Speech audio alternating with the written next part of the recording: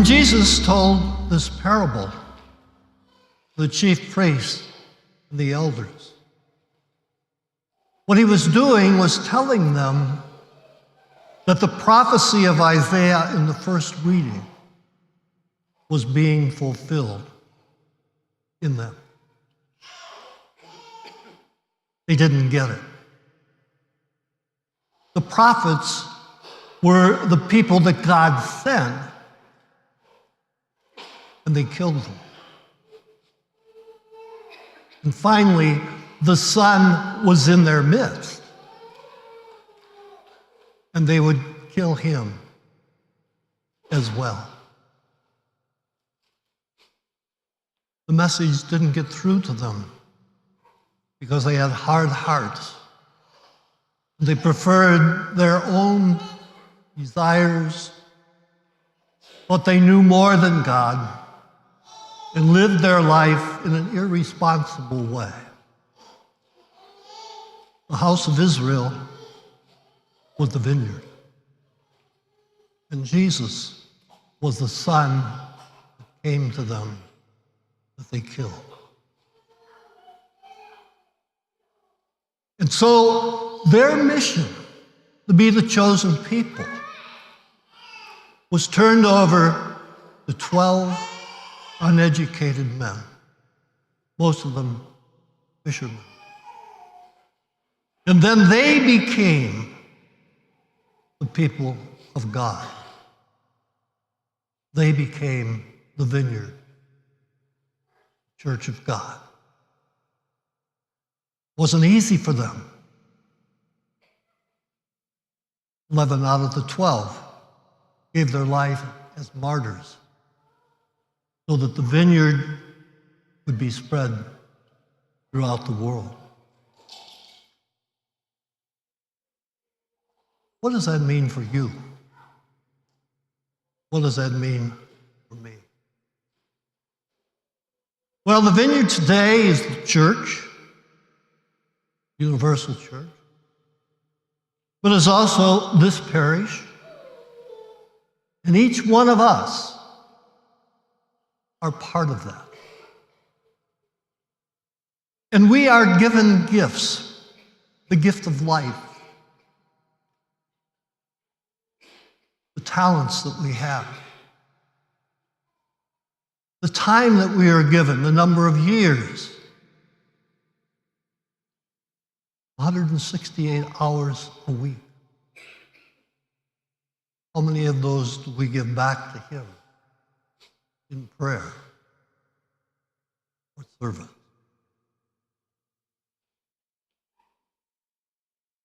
The gifts that we are given are not given just for ourselves, our talents, our health. They are given to be used for the greater good.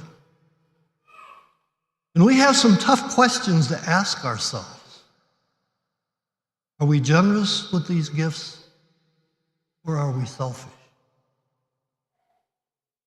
Do we keep the produce of the vineyard for ourselves, or do we generously share them with others?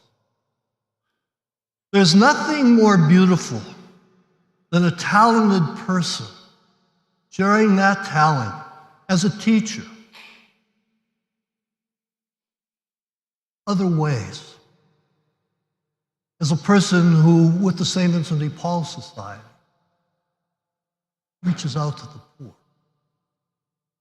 is not afraid to go serve meals to those who are hungry, and to do it with an appreciation of the dignity of those people who come begging for food. One of Frederick Osnum's greatest statement was, we have to give our gifts to the poor so they can forgive us our gifts of bread.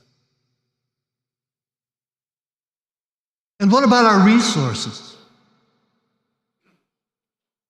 We do so much better than most people in the world, even when we are struggling. Are we people who share those resources with others the way that the Lord has asked us to do. He gave his life for us. And he asks us in a much smaller way for us to live our lives for others. Do we get it? Or do we just ignore the challenges that are there? Do we really understand how tonight's parable, tonight's gospel, relates to us? And if we do, we have to ask some of those tough questions. And if the answers are not what they should be, then that gospel can be a gift to us, to open our eyes to how we should be living if we truly want to be part of his vineyard. So, my brothers and sisters, as we continue our celebration tonight, I would ask you to reflect on these thoughts. How do I use my gift? How do I use my time? How do I use my resources? The people in tonight's gospel who had the vineyard were irresponsible. They played fast and loose with their responsibility. Are we responsible in the way that we use our gifts? That's the question we need to ask. If the answer is not what it should be, we need to ask God to open our eyes and our hearts so that this gospel can bring about a real change in our lives.